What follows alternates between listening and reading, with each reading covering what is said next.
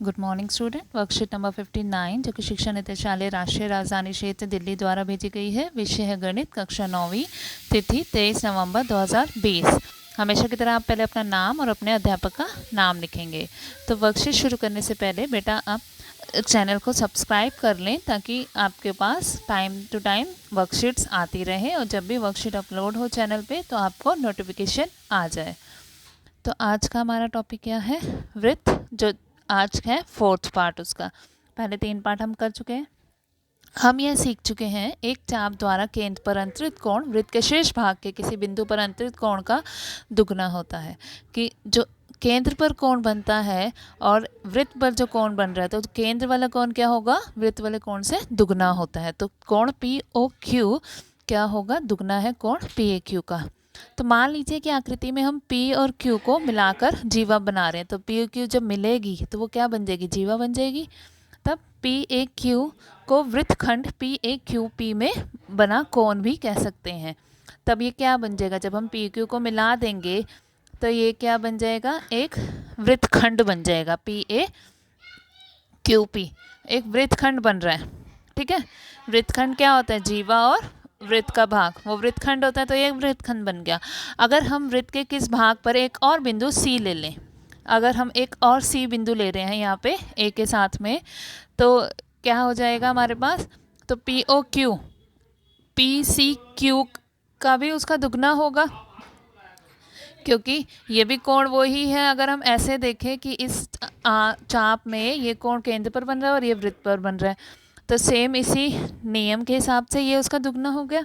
PCQ का POQ, POQ PAQ का भी दुगना है। मतलब ये जब ये बराबर है तो ये दोनों भी बराबर होंगे। जब इन दोनों को हम बराबर रख देंगे तो 2 से 2 कट गया। हमारे पास क्या आ गया? POQ कोण किसके बराबर आ गया? PCQ के। तो यहाँ से हमारे पास आ गया कोण A बराबर है C के। हमने पाया जीवा PQ से बने वृत्तखंड में PQ आधार पर वृत्त बने दोनों कोण बराबर हैं। ये दोनों कोण क्या है? बराबर है। अतः हम क्या कह सकते हैं? एक ही वृत्तखंड के कोण बराबर होते हैं। एक ही वृत्तखंड में जब दो कोण बनते हैं वो दोनों क्या होते हैं? बराबर होते हैं।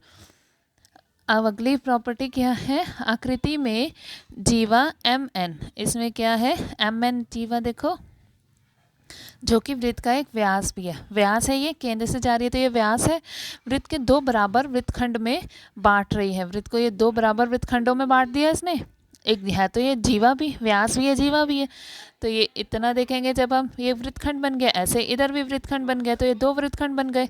इन दोनों बराबर वृत्तखंडों को हम अर्धवृत्त भी कहते हैं। इसे क्या कहते हैं? अर्धवृत्त भी कहते हैं, वृत्त का आधा। तो इसमें MON कोण, जो ये वाला कोण है, ये किसके बराबर होगा? ये केंद्र पर बन रहा है ना, तो ये इसका दुगना होगा। ये कितना है? ये 180 है। जब सीधी रेखा 180 कोण है तो इसका आधा होगा ये, तो ये कितना आ जाएगा? 90 डिग्री कोण है ये MAN कितना आ गया? 90 आ गया। तो यहाँ से हमारे पास क्या एक और गुण आ रहा है वृत्त का, कि अर्धवृत्त का कोण समकोण होता है। जब भी अर्धवृत्त में कोण बनेगा वो क्या बनेगा? समकोण होगा। तो आइए एक हल करते हैं प्रश्न। आकृति में PQR कोण, PQR कोण, ये वाला कोण दिया हुआ है 110, जहाँ PQR केंद्र O वाले एक वृत्त पर स्थित बिंदु है।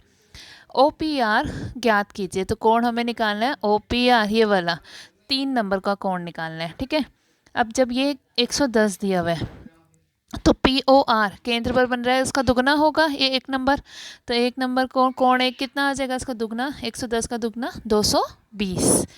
तो ये 220 हो गया। तो ये अंदर वाला जो है POR वो कितना हो जाएगा? 360 में से, पूरा कोण 360 का होता है, 360 में से 220 घटा दिया, कितना आ गया? 140। अब अंदर वाला क्या बन रहा है? त्रिभुज बन रहा है OPR, और OP बराबर है OR के, क्योंकि दोनों ही क्या त्रिज्याएं हैं।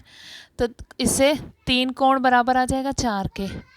तो हमारे पास अब हम जब त्रिभुज के तीनों कोणों का योग क्या होता है? 180। तो वो लगा देंगे 2 + 3 + 4, कितना आ जाएगा? 180। 3 बराबर है 4 के, तो हम 4 की जगह भी क्या लिख सकते हैं? 3 ही लिख सकते हैं।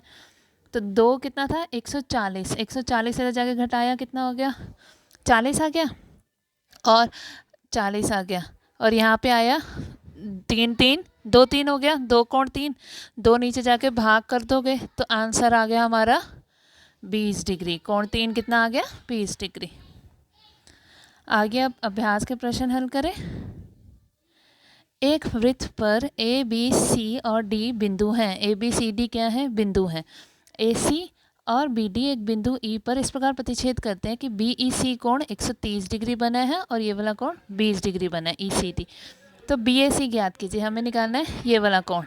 अब देखो बी डी क्या है? एक सीधी रेखा है। जब ए वाला कोण 180 है बी ई सी, तो डी ई सी कितना होगा? 130 है ये, तो 180 में से 130 घटाया कितना हो गया? 50 डिग्री। ठीक, और 50 जमा 20 ये कितना हो गया? दोनों का टोटल हो गया 70। अब ये ई सी डी त्रिभुज में दो कोण पता चल गए तो हम ये वाला कोण निकाल सकते हैं, कोण E D C. E D C कितना आ जाएगा? 180 में से इन दोनों का जोड़ है 70, 70 घटा दो तो कितना आ गया? 110 डिग्री आ गया। ये आ गया 110। तो ये पूरा ये अब ये देखो ये क्या बन रहा है? वृत्तखंड बन रहा है ना। ये जीवा और ये वृत्तखंड बन रहा है। तो वृत्तखंड में एक कोण ये बन रहा था, एक कोण बी ए सी बन रहा है। तो बी ए सी भी कितना हो जाएगा? इसी के जितना आ जाएगा, डी वाले जितना। तो बी ए सी कोण भी कितना आ गया? 110 डिग्री। ठीक है। दूसरा प्रश्न, आकृति में केंद्र O पर एक वृत्त पर तीन बिंदु इस प्रकार हैं कि BOC है 50, BOC है 30 और AOB है 50। यदि चाप ABC के अतिरिक्त वृत्त पर D एक बिंदु है, इस एक D बिंदु है, हमें ये निकालना है ADC। तो ये देखो सेम क्वेश्चन, मतलब लास्ट में भी ऐसा आया था, लास्ट क्लास में, उसमें बस 60 और 30 था, इसमें 50 और 30 है। तो 50 और 30 कितना आ गया? ये टोटल हो गया AOC कितना हो गया? 80। ठीक, तो ये केंद्र पर बन रहा है कोण 80 है, तो इसका जो ये वृत्त पर बन रहा है उसका आधा होगा केंद्र के कोण से। तो 80 का आधा कितना हो गया? ADC आ गया 40 डिग्री। ठीक है। अभी क्वेश्चंस अपनी नोटबुक में करेंगे और कोई भी दिक्कत हो तो पूछ सकते हैं। और ऐसे ही सेम क्वेश्चंस NCERT में से देखेंगे इसके जैसे और उनकी प्रैक्टिस